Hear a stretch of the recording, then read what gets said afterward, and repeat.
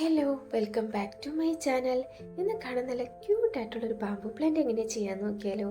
അപ്പോൾ അതിനായിട്ട് green colour origami paper എടുക്കുക. അളവ് ഞാനിവിടെ മെൻഷൻ ചെയ്തിട്ടുണ്ട്. ഇനി പേപ്പറിൻ്റെ ഈക്വൽ ഹാഫായിട്ട് ഇതേ രീതിയിലൊന്ന് മടക്കി കൊടുക്കുക. അതിനുശേഷം അതിൻ്റെ ഓപ്പൺ ആയിട്ടുള്ള ഭാഗത്ത് നിന്ന് രണ്ട് സൈഡിലേക്കും നേർപകുതിയായിട്ട് ഒന്ന് മടക്കിയെടുക്കുക.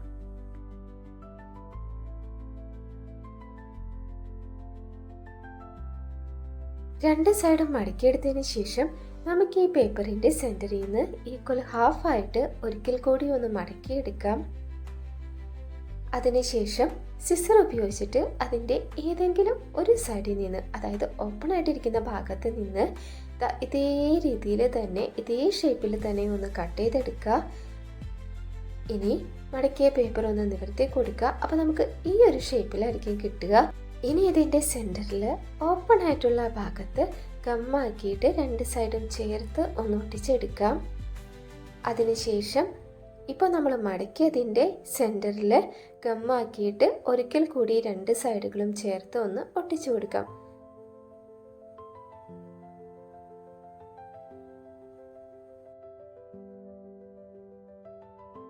ഇപ്പോൾ നമുക്ക് ഇങ്ങനെയായിരിക്കും കിട്ടുക.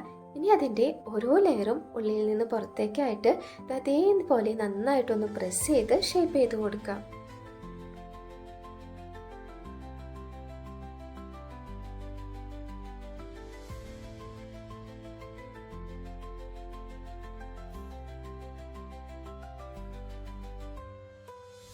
അപ്പോൾ നമ്മുടെ ബാമ്പു ലീവ്സ് സെറ്റായിട്ടുണ്ട്.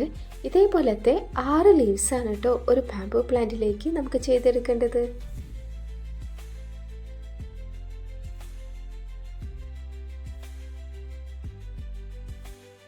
ഇനി നമുക്കിതിൻ്റെ ബാർക്ക് പോർഷൻ ചെയ്തെടുക്കാനായിട്ട് ഗ്രീൻ കളർ ഒറിഗാമി പേപ്പർ എടുക്കുക. അതിൻ്റെയും അളവ് ഞാനിവിടെ മെൻഷൻ ചെയ്തിട്ടുണ്ട്. ഇനി ഒരു സ്റ്റിക്കോ പെൻസിലോ ഉപയോഗിച്ചിട്ട് പേപ്പറിൻ്റെ ഏതെങ്കിലും ഒരു കോർണറിൽ നിന്ന് ഫുള്ളായിട്ട് ഇതേ രീതിയിലൊന്ന് റോൾ ചെയ്ത് കൊടുക്കുക.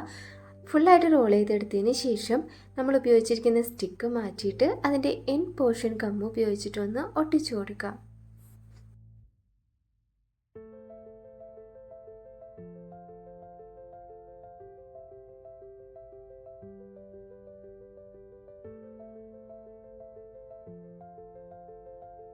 ഇനി ഇതിൻ്റെ രണ്ട് സൈഡും ഒരേ രീതിയിൽ കിട്ടുന്നതിനായിട്ട് സിസർ ഉപയോഗിച്ചിട്ട് ഇതേപോലെ ഒന്ന് കട്ട് ചെയ്ത് കൊടുക്കുക. അതിനുശേഷം നമ്മൾ ചെയ്ത് വെച്ചിട്ടുള്ള ലീവ്സ് ഓരോന്നായിട്ട് ഒന്ന് അറേഞ്ച് ചെയ്ത് ഒട്ടിച്ചു കൊടുക്കുക.